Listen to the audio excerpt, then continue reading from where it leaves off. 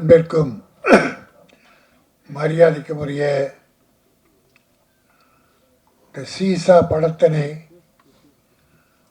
வெற்றி பெற வேண்டும் என வாழ்த்த வந்திருக்கிற மேடையில் இருக்கிற வல்லவர்களே, இதழில் அமர்ந்திருக்கிற உள்ளத்தின் அடித்தளத்திலிருந்து ஆழ் மனதிலிருந்து வாழ்த்த வந்திருக்கிற நல்லவர்களே,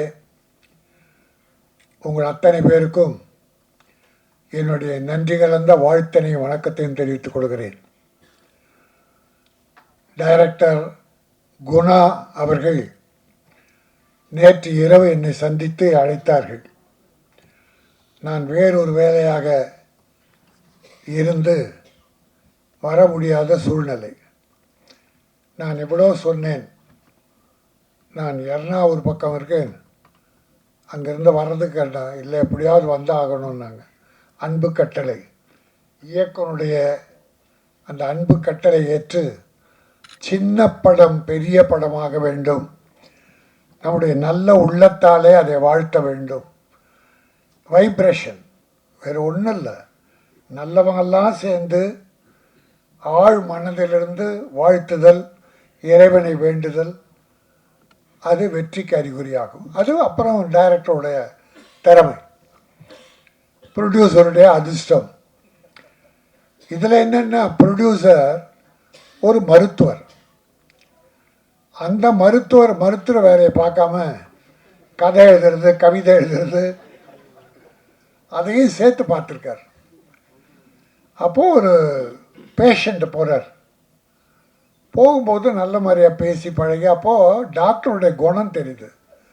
எந்த பேஷண்ட் போனாலும் அவங்களோட மனசு விட்டு பேசி அவங்களுடைய பிரச்சனைகளை தெரிந்து முடிந்தால் உதவி பண்ணுறது, இல்லைன்னா நோய் தீர்க்கிறது. ஓ, மனநல மருத்துவரா? ரொம்ப மகிழ்ச்சி. அதான் உங்கள் மனம் நலமடைய அவர் வாழ்த்திருக்கிறார். இன்னைக்கு இந்த உலகத்தில் எவ்வளோ பார்க்குறோம். நண்பர்களையோ நம்பியவர்களையோ துரோகம் செய்து மோசம் செய்து தான் பார்த்திருக்கிறோம். ஆனால் நோய் தீர்க்க போனவரை அவர் குறையறிந்து நோயையும் தீர்த்து அவர் வாழ்க்கையிலுடைய அந்த கஷ்டத்தையும் போக்குவதற்கு, அவருடைய எண்ணத்தை நிறைவேற்றுவதற்கு ஒரு பட தயாரிப்பாளரானது உலக அதிசயம். அது அந்த நல்ல மனம் வாழ்க. செந்தில்நாதன் நாடு போற்ற வாழ்க. சீசா எப்படி வித்தியாசம்னா, பொருளாதாரத்தில் உயர்ந்தவங்க உயர இருப்பாங்க, தாழ்ந்தவங்க கீழே இருப்பாங்க.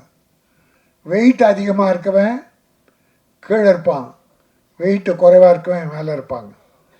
சீசா வெயிட்டானவங்களை கீழே இறக்கும், லேசானவங்களை மேலே ஏற்றும். அதான் ஏற்றம் இறக்கம் சீசா.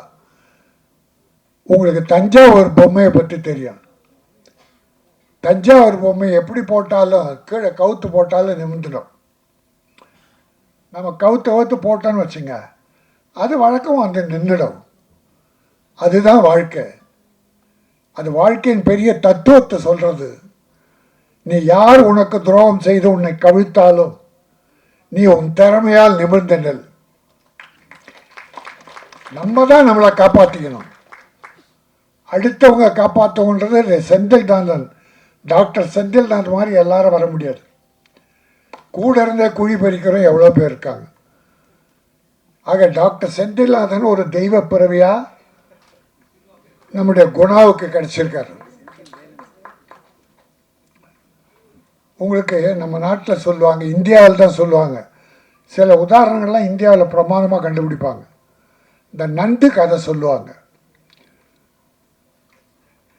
இந்திய நண்டு ஒரு டப்பாவில் போட்டு வச்சிங்கன்னா, ஒரு நண்டு ஏறிச்சுன்னா கீழே இருந்து அது காலை இழுத்து இழுக்குமா. அது முன்னேற முடியாமல் மேலே ஏற முடியாமல் இழுத்துறோம். அதுபோல் தமிழன் இந்தியன் ஒரு நண்பன் முன்னேறினா அவனை காலை பிடிச்சி இழுத்துருவான்னு சொல்லுவாங்க.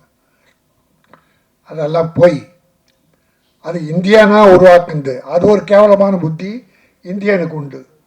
நம்மை நாம் தாழ்த்தி கொள்வதிலே நமக்கு பெரிய பெருமை உண்டு. இப்படி செஞ்சல் அது மாதிரி எவ்வளோ பெரிய உதாரணங்கள் இருக்காங்க. கை தூக்கி விட்டவங்க எவ்வளோ பேர் இருக்காங்க. நம்ம அவங்கள தான் நினைக்கணும். இல்லை கை விட்டாங்கன்னா ஏதோ ஒரு காரணம் இருக்கலாம். ஆனால் அவங்கள மன்னித்து இன்னா செய்தாரை ஒருத்தல் அவர் நான் நன்னயம் செய்து விடல் என வள்ளுவன் சொன்னது போல் நம்ம தவறு செய்தவளை மன்னிச்சிடணும். இந்த சீசா என்பது ஒரு அருமையான கதை. குணா சொன்னார். அவர் எப்படி டைரக்ட் ஆனார், டாக்டர் எப்படி அவருக்கு உதவி பண்ணார் என்று சொன்னதோடு கதையுடைய ஒரு சில வரிகளை சொன்னார். எத்தனை நாள் ஷூட் பண்ணேன்னு சொன்னார். நான் முதல்ல யார் வந்து கேட்டாலும் எவ்வளோ ஷூட் பண்ணீங்கன்னு ஒரு நியாயமான அளவு ஷூட் பண்ணிருக்காரு. செலவினங்களும் இந்த படத்துக்கு தேவையான கதைக்கு தேவையான செலவு பண்ணியிருக்காங்க. மிதமிஞ்சியும் அவர் பண்ணிடல. ஆக அப்படி ஒரு நல்ல டைரக்டர் தமிழுக்கு கிடைத்திருக்காரு. அவரை டாக்டர் அறிமுகப்படுத்தியிருக்கார். ஆகவே இந்த தமிழ் சார்ந்து ஒரு சின்ன ஒரு தமாஷா ஒன்று மட்டும் சொல்லிட்டு முடிச்சுக்கிறேன். ஒரு இந்தியன், ஒரு அமெரிக்கன், ஒரு ஜப்பான், இந்த 3 பேரும் ஒரு விமானத்தில் போகிறாங்க. விமானத்தில் மற்றவங்களும் இருக்கிறாங்க. விமானம் தாங்காமல் தடுத்தம் ஆடுது. இப்போ யாராவது ஒருத்தர் குதிச்சா இந்த விமானத்தை காப்பாற்றலாம் அப்படின்போது 3 பேர் கடவுளை வேண்டிக்கிறாங்க. கடவுளே, என் இந்தியாவை காப்பாற்று. அமெரிக்கன், என் அமெரிக்காவை காப்பாற்று. ஜப்பான்காரன், ஜப்பானை காப்பாற்றுன்னு கடவுளை வேண்டிக்கிறான். ஜப்பான்காரன் கடவுளை வேண்டிக்கிறான், கடவுள் ஆசீர்வதிக்கிறார். அமெரிக்காக்காரன் கடவுளை வேண்டிக்கிறான், ஆசீர்வதிக்கிறார். இந்தியாக்காரன் கடவுளை வேண்டும் போது கடவுளே அழுறார். கடவுள் ஓன்னு அழுறார். என்னன்னா இந்தியாவை காப்பாற்றி இந்தியனே இல்லை. சரியா, இந்தியாவிலே ஆட்கள் இல்லை. ஆக எல்லாரும் சேர்ந்தாலும் இந்தியாவை காப்பாற்றுறது கஷ்டம் அப்படின்னு ஒரு உதாரணம் சொல்லுவாங்க. அதெல்லாம் பொய்.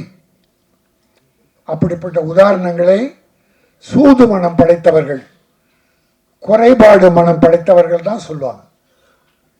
எல்லாருமே பாசிட்டிவா நான் வளரணும், நீ வளரணும், நாடு வளரணும், எல்லாரும் வளரணும் என்கிற எண்ணம் யாருக்கெல்லாம் இருக்கிறதோ அவர்கள் மனம் தூய்மையாக இருக்கும். நம்முடைய விவேகானந்தர் ஒரு உதாரணம் சொல்லுவார். மனிதனே, உன் மனம் குப்பை தொட்டி அல்ல. அந்த குப்பை தொட்டியாக நினைத்து நீ கண்டதை உள்ளே போட்டுக் கொள்ளாதே.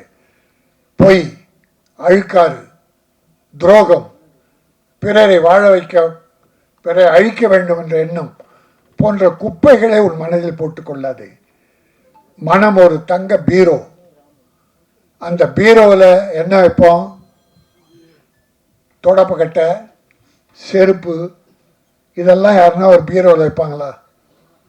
அதை தூக்கி வெளியே போடுவாங்க.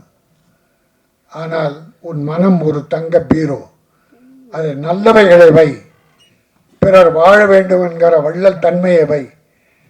நீ சுத்தமாக இரு, தூய்மையாக இரு. மக்கள் எல்லோரும் உன்னை வாழ்த்துவார்கள். நீ மக்களை வாழ்த்து. பிறரை வாழ்த்துவதாலே நீ வாழலாம் என்பதாலே இந்த சின்ன படத்தை பெரிய படமாக வேண்டும் என்று இறைவன் அருள் வேண்டி வந்திருக்கிறேன். சீசா என்கிற இந்த படம் நல்ல மனம் கொண்ட மருத்துவரால் இன்றைக்கு இது ஆரம்பிக்கப்பட்டது. ஒரு புதிய இயக்குனரை உருவாக்கி இருக்கிறார்.